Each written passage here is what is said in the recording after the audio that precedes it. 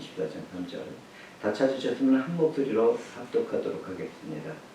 예수께서 감난산 위에 앉으셨을 때 제자들이 조용히 와서 이르되 우리에게 이르소서 어느 때에 이런 일이 있겠사오며 또 주의 임하심과 세상 끝에는 무슨 징조가 있으리까. 최근에는 코로나 바이러스 19로 불편하고 고통스러운 삶이 계속되고 있습니다. 집안에 묶여 있어서 염려와 걱정으로 살아가는 삶에 행복함과 기쁨이 시들고 있습니다. 기독교인들 중에는 세계적인 질병을 바라보며 종말의 마지막 때를 생각한다고 말하는 사람들이 있습니다. 그런데 지나간 인류의 역사를 살펴보면 오늘날보다 더 심할 때가 있었습니다.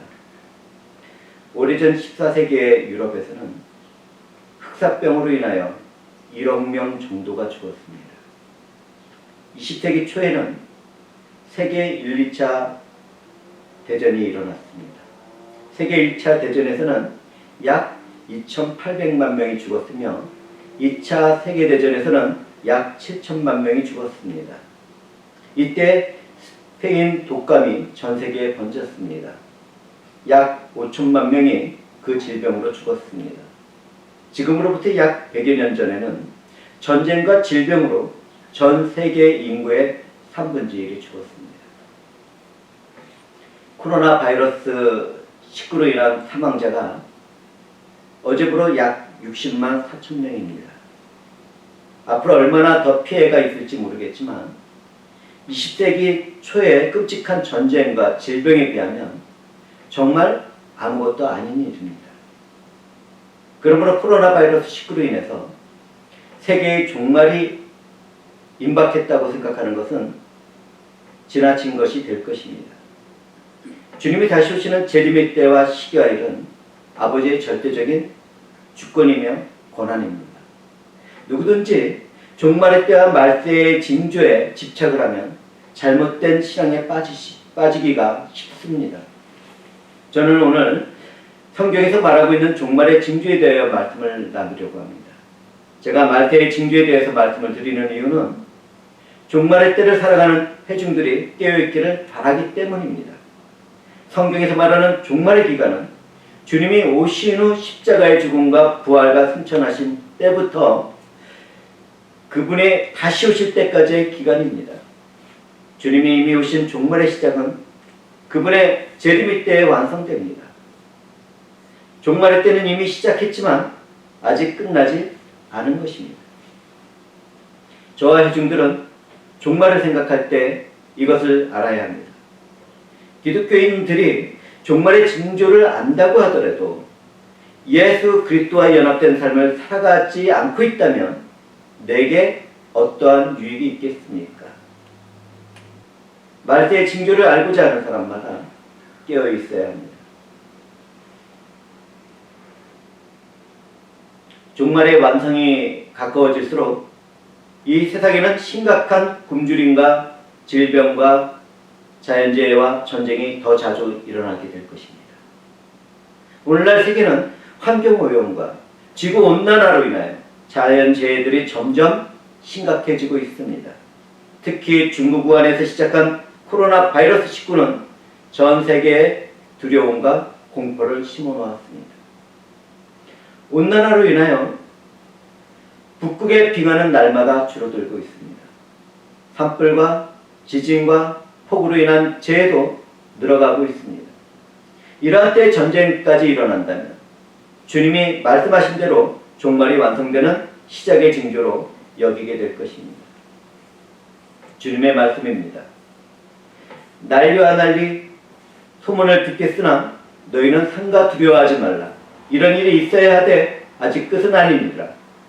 민족이 민족을, 나라가 나라를 대적하여 일어나겠고 곳곳에 기근과 지진이 있으리니 이 모든 것은 재난의 시작입니다.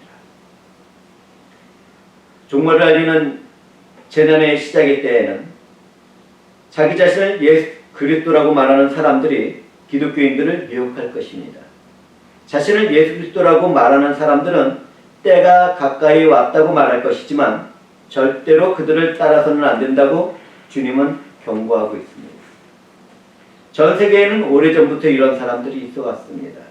기독교인들은 이와 같은 이단과 사이비에 유혹되지 않도록 성경의 말씀에 기초를 한 믿음을 굳게 해야 할 것입니다. 종말의 완성이 시작될 때에는 주님의 이름으로 핍박을 받고 순교하는 사람들이 생겨날 것입니다. 기독교인들은 믿음으로 인해 고발을 당하고 국가의 권력자나 재판장 앞에 서게 될 것입니다. 이때 성도들의 증언으로 복음은 전해질 것입니다. 순교자도 생길 것입니다. 이 예언의 일은 초대교회 때에도 종교의 역사 가운데서도 부분적으로 있어 왔습니다.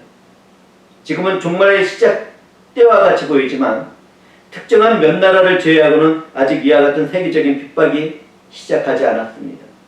아직은 종말이 완성되는 문이 열리지 않은 것입니다. 핍박의 때에는 거짓 선지자가 일어나서 지금이 종말의 때라고 말하며 사람들을 미혹하고 많은 기독교인들의 영혼을 사냥할 것입니다. 이때는 불법이 활동합니다. 불법이 세상과 교회에 가득 차게 되면 많은 사람들의 사랑이 식어지게 됩니다. 식구들과 가장 친한 사람들까지 기독교인들을 핍박하며 죽이려고 할 것입니다. 그러나 끝까지 견디는 사람들은 구원을 받게 됩니다. 이러한 일들이 있게 되었을 때 천국 복음이 모든 민족에게 증언되기 위하여 온 세상에 전파되게 됩니다. 그제서야 종말의 끝이 시작합니다. 그런데 아직 이러한 일은 일어나지 않았습니다. 10여 년 전부터 어떤 교회들과 선교 사역지에서는 모임과 회의를 통하여 복음을 땅끝까지 빨리 전해서 주님의 재림을 당겨보도록 하자는 주장을 해오고 있습니다. 이런 이야기를 나누는 것은 사람들의 자유입니다. 그런데 그런 주장이 하나님의 절대적인 주권과 영광을 가리는 것이라는 것을 알아야 합니다. 하나님의 영이 허락하지 않는다면 사람들이 아무리 노력한다 하더라도 선교가 완성될 수 없다는 사실을 알아야 합니다. 교회는 주님의 말씀을 따라 순종의 자세를 가지고 선교의 최선의 노력을 다해야 합니다. 지금까지 복음이 전해진 지역은 전 세계의 4분지의 3 정도입니다. 아직까지 복음이 전해지지 않은 미전도 종족이 아직 많이 남아 있습니다. 이러한 일로 볼 때 종말의 마지막 때가 시작하는 징조는 아직 나타나고 있지 않습니다. 그러므로 성도들은 겸손한 자세로 주의 성령이 선교의 문을 열어주시기를 쉬지 말고 기도해야 합니다. 선교 사역에서도 교회에서도 서로 협력하며 최선의 노력을 다해야 할 것입니다. 하나님의 사랑과 은혜가 주어지는 구원의 복음을 전하는 책임은 기독교인으로 살아가는 우리들에게 있기 때문입니다.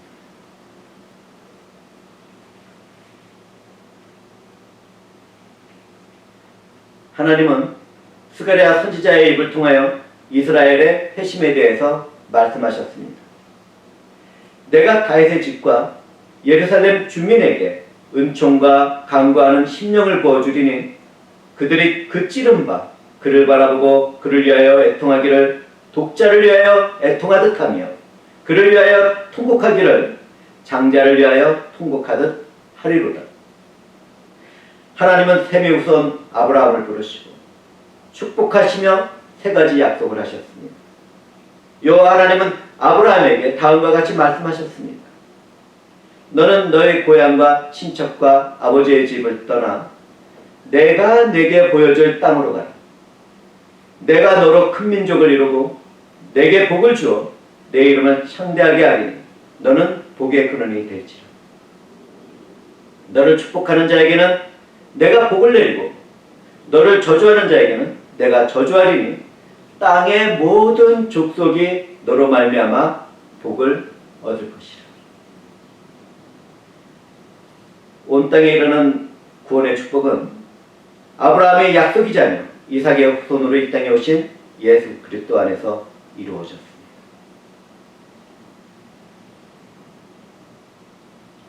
우리는 예수께서 사마리아 여인에게 말씀하시는 것을 듣습니다. 구원은 유대인에게서 남이라. 그런데 이스라엘은 생명의 빛으로 오신 예수도를 거부하고 십자가에서 죽임을 당하도록 했습니다. 하나님은 그 일로 대적이 된 이스라엘 백성들을 버려두고 이방인으로 살아가는 우리와 같은 사람들이 구원을 얻도록 역사하셨습니다. 은혜가 임했습니다. 하나님의 사랑이 임한 것입니다. 주님은 포도원의 주인의 예화를 통하여 주인의 아들을 죽인 농부들을 진멸하고 포도원을 다른 사람들에게 주리라고 예언적으로 말씀하셨는데 그 일이 성취된 것입니다. 예수님은 십자가 위에서 보혈의 피를 흘리심으로 새 언약을 세우셨습니다. 이 일로 인하여 유대인과 이방인의 구별은 없어졌습니다. 우리 주 예수 안에서 유대인과 이방인은 한 몸이 되었습니다. 화목하게 되었습니다. 누구든지 예수를 믿게 된다면 이 한 몸이 된 하나님의 백성들은 하나님과 화목된 자녀가 되는 은혜의 축복으로 나갈 수 있게 되었습니다. 바울 사도는 예수와 그분의 복음을 거절한 유대인들을 향하여 참 감람나무의 가지가 꺾였다고 말을 했습니다. 그 자리에는 믿음을 소유한 우리와 같은 이방인들이 접붙여지게 되었습니다.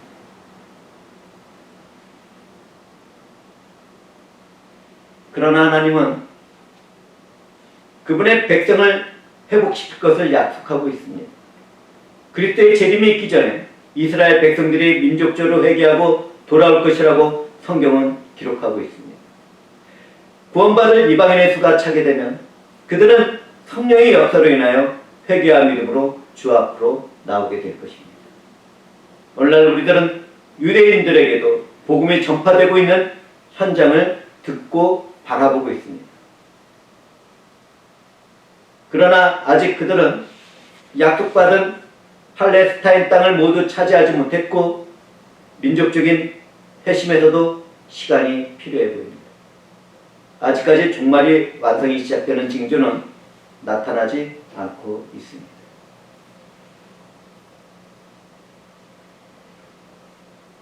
일단 종말의 완성이 시작되고 나면 적그리스도가 출현합니다. 다니엘의 예언을 통해서 보면 4개의 세계 제국들이 네 짐승으로 묘사되고 있습니다. 네 번째 짐승이 가진 10뿔 가운데 또 하나의 뿔이 나오는데 이 뿔은 종말의 때에 나타날 최종적인 적그리스도를 상징하고 있습니다. 그 뿔은 지극히 높으신 자를 대적하며 성도를 괴롭게 하고 자신을 높여서 모든 사람보다 크다고 할 것입니다. 그러나 심판이 시작하면 그 권세는 빼앗기고 결국은 멸망하게 됩니다. 적그리스도는 세상 마지막에 정치와 경제와 종교에 있어서 권세를 잡게 됩니다. 그는 하나님과 성도를 대적할 것입니다.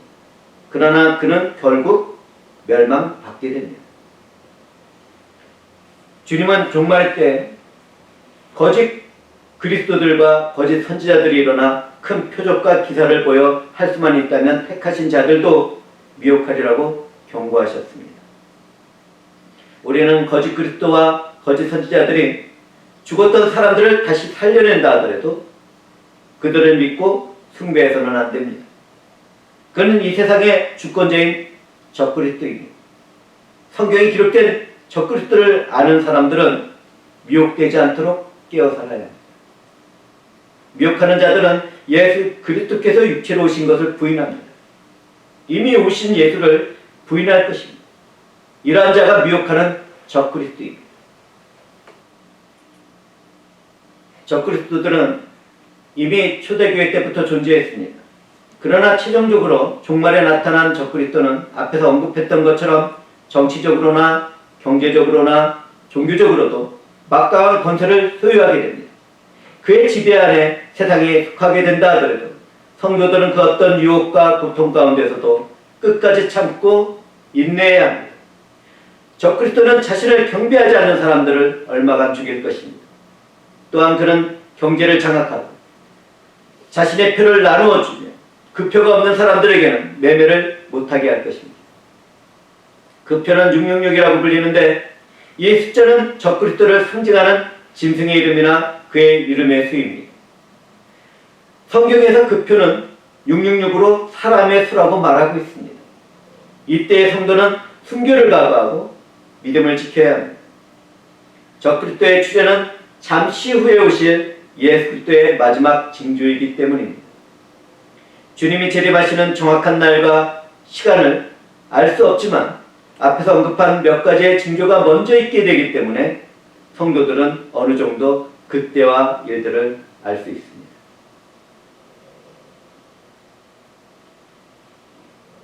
종말의 때에 있을 대환난은 세상이 창조된 후로부터 이전에도 없었고 미래에도 없을 고통과 시련의 때입니다. 앞에서 살펴본 것처럼 적그리스도는 대환난 동안에 세상을 다스릴 권세를 잡게 됩니다. 그는 죽었다가 다시 살아나는 이적도 보여줄 것입니다. 적그리스도는 구약의 엘리야처럼 사람들 앞에서 불이 하늘로부터 땅으로 내려오게 하는 이적도 행할 것입니다. 그러한 이적들로 인하여 택함을 받은 백성들을 제외하고는 모든 세상이 적그리스도의 표를 받고 그에게 속해서 그를 섬기며 경배할 것입니다. 짐승으로 상징되는 적그리스도의 표를 받도록 하는 거짓 선지자는 사랑이 쉽고 불법한 교회 안에서 탄생하게 될 것입니다. 성도들은 이때 강력한 권세를 소유한 적그리스도와 거짓 선지자들로부터 심한 박해를 받으며 순교도 하게 될 것입니다. 어떤 사람들은 적그리스도를 상징하는 666을 컴퓨터 칩이나 인공지능과 연결해서 생각하는데 그것은 잘못된 생각입니다. 성경에서는 666이라는 적그리스도의 표를 짐승으로 불리는 적그리스도의 이름이나 그 이름의 수라고 말하고 있기 때문입니다. 그렇다고 해서 어떤 사람의 이름을 숫자로 풀어서도 안 됩니다. 특정한 사람이 적그리스도가 될 것이라는 추측도 하지 말아야 합니다. 방금 언급해드린 일들을 주장하는 사람들은 세대주의 이단과 음모론에 빠져있는 육체의 사람들입니다. 기독교인들은 그러한 육체의 사람들을 따르기보다는 성령을 따라 분별력을 가지고 살아가야 합니다. 적그리스도는 자신의 형상으로 우상을 만들고 하나님처럼 교만한 자리에서 숭배를 받을 것입니다. 666이라는 사람의 숫자를 보았을 때 적그리스도는 죽은 상태에서도 다시 살아나기도 하고 이적을 행하며 교만하게 자신을 하나님이라고 말할 것이지만 그는 한 명의 불완전한 인간일 뿐입니다.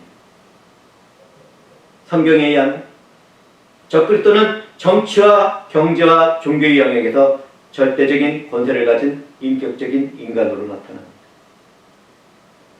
이 일은 기근과 재난과 질병과 전쟁과 같은 일들로 인류의 상당한 수가 죽게 된 후에 이루어지게 될 것입니다.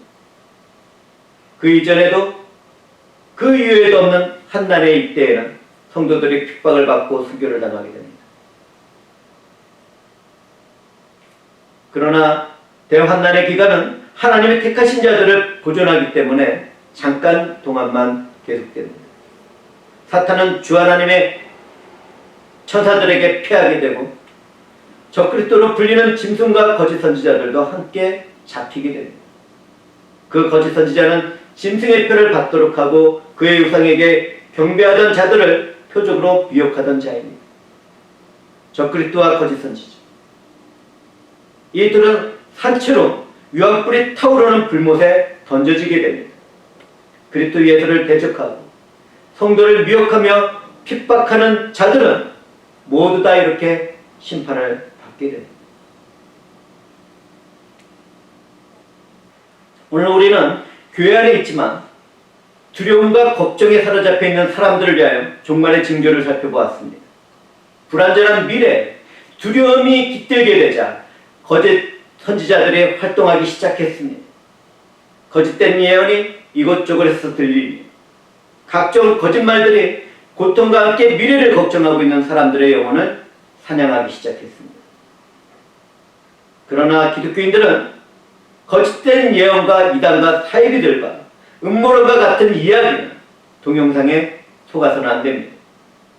성령과 함께하는 기독교인들은 절대로 종말의 징조의 때와 일에 집착해서는 안 됩니다. 종말의 때와 일을 안다가 하더라도 우리가 우리 주 그리스도와 연합된 성도의 삶을 살지 못한다면 그 어떤 소망이 있겠습니까? 멸망받을 사람들은 종말의 징조와 때에 집중을 하고 그 안에서 살아갑니다. 그러나 성령에 의하여 예수 안에서 영원한 생명으로 옮겨진 사람들은 세상이 어떻게 된다 하더라도 참고 인내하며 성과 사랑을 나누며 살아갑니다. 깨어있는 삶을 살아가는 것입니다. 오늘 성령께서는 선택한 백성들을 위하여 종말의 징조에 대하여 말씀을 나누도록 하셨습니다. 회중들은 성경에 기록된 몇 가지의 징조를 살펴보면서 아직도 그때가 이르지 않았다는 것을 알게 되었을 것입니다. 그러나 주님은 호련히 갑자기 재림하십니다. 언제 어느 때 아직까지 이루어지지 않았던 종말의 징조들이 왕성되며 주님이 재림하실지 우리는 확실히 알 수 없습니다. 다만 우리는 어떤 환경과 세상 일에서도 참고 있냐며 말씀에 순종하는 겸손한 삶을 살아가야 합니다. 하나님께 감사와 영광과 찬송을 올려드리는 예배자의 삶을 살아가야 합니다. 우리를 사랑하신 하나님을 사랑하며 우리의 은혜가 되신 예수 안에서 성령으로 거듭난 삶을 권세와 능력으로 살아가야 합니다. 예수 안에서 살아가는 성도들은 살아도 좋고 죽어도 좋은 성령의 사람들입니다. 하나님의 자녀들입니다. 하나님의 보호를 받는 기독교인들도 코로나 바이러스 19라는 질병을 조심하고 피해가 없도록 살아가야 합니다. 그렇지만 질병으로 인하여 고통의 때에 좌절하고 있어서는 안 됩니다. 죽음의 공포와 미래에 대한 두려움과 걱정에 매여 있어서도 안 됩니다. 성도들은 영원한 생명과 하나님 나라에 속한 영적인 사람들입니다. 그러므로 기독교인들은 이 때를 화목하게 된 하나님과 깊은 사랑의 교제의 삶을 살아가는 기회로 삼아야 할 것입니다.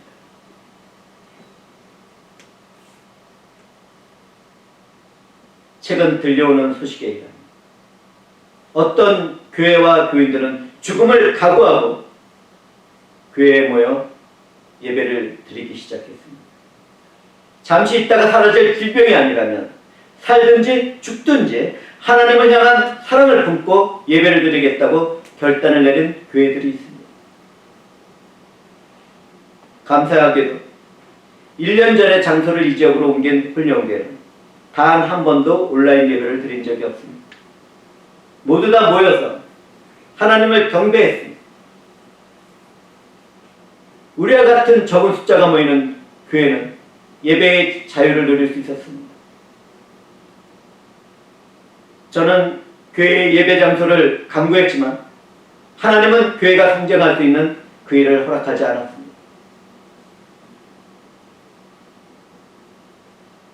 저는 처음에 하나님의 일을 이해할 수 없었습니다. 왜 모든 것을 허락하시는 하나님께서 함께 모일 수 있는 예배의 장소를 허락하지 않으실까? 그러나 지금은 하나님의 행하시는 지혜로운 영광의 일에 마음이 빼앗기고 영혼이 빼앗겼습니다. 저는 그 가운데 깊은 감사와 찬송을 드리고 있습니다.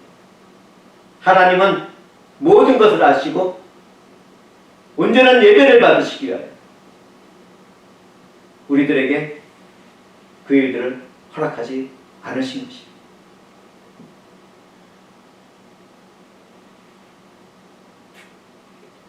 예수 그리스도 안에서 살아가는 성도들은 이 세상을 살아가지만 하나님 나라를 향한 소망도 품은 사람들입니다. 하나님은 이러한 때 그분의 얼굴을 찾고 갈망하는 사람들을 만나주시며 깊은 교제 안에서 살아가도록 하고 계십니다. 또한 성령의 세례를 받은 거듭난 성도들에게 성령이 충만하게 나타나심으로 성화의 삶을 넉넉하게 살아가도록 하시고 하나님의 일과 복음을 전하는 일에 권세와 능력으로 함께 하시기도 하십니다. 하나님은 선택한 자녀들에게 그분의 말씀의 일들을 깨닫게 하시고 그 말씀으로 강력하게 역사도 하시고 계십니다. 성령이 충만한 사람들은 결혼을 앞둔 슬기로운 5 처녀들처럼 등불을 밝히는 삶을 살아갑니다. 또한 주님이 다시 오시는 그날까지 등불을 켤 수 있도록 기름도 준비한 슬기로운 삶을 살아갑니다. 우리 주 예수들은 종말의 징조를 말씀하시면서도 어느 날에 너희 주가 임할지 알지 못한다고 말씀하십니다. 그러므로 깨어있으라 말씀하셨습니다. 이 말씀을 따라 저와 회중들은 깨어있는 삶을 살아가야 합니다. 그렇다면 깨어있는 삶은 무엇입니까? 성도들은 주님이 이 땅에서 청지기로 세운 사람들입니다. 그분이 다시 오시는 그날까지 이 땅에 어두움을 물리치고 하나님의 나라를 확장하도록 선택한 그분의 백성들이며 자녀들입니다. 우리는 주 하나님이 주시는 재능과 성령이 주시는 은사들로 열매를 맺는 삶을 살아가야 합니다. 우리 주 예수와 영광의 복음을 나누는 삶을 권능으로 살아가야 합니다. 또한 우리는 불쌍하고 소외된 사람들을 돌보는 선을 행하며 사랑을 나누어야 합니다. 핍박하는 자들을 위하여 기도하며 우리에게 악을 행하는 자들에게까지도 선을 행하며 사랑을 입히는 삶을 살아가야 합니다. 모든 세상에 의해서 참고 있냐 사랑의 소를 나누는 우리는 종말의 징조를 알고 살아가는 깨어있는 주 예수 그리스도의 신부들입니다. 하나님의 사랑으로 선택한 자녀들입니다. 오늘 성경 말씀으로 종말의 징조를 확인하도록 하신 주의 성령은 우리들에게 말씀합니다. 그러므로 깨어있어요. 저와 사랑하는 형제와 자매들은 말씀에 순종하여 깨어있도록 합시다. 어둠에 잠들어 있는 세상에서 깨어 살며 주님의 때를 갈망하도록 합시다. 우리를 끝까지 사랑하신 예수들은 우리도 끝까지 사랑하는 종말의 때 성령과 함께 깨어있도록 합시다. 주께서는 깨어있는 우리들에게 세상을 창조하시기 전에 예비하신 나라를 상속으로 주실 것입니다. 주의 일로 인하여 의인이 된 우리들은 영원한 생명으로 들어가게 될 것입니다. 이 모든 일을 행하시는 주 하나님께 감사와 찬송과 영광과 존귀를 올려드리며 말씀을 마치도록 합니다. 주 하나님 감사합니다. 주께서 저희들과 함께 하시고 인도하십니까?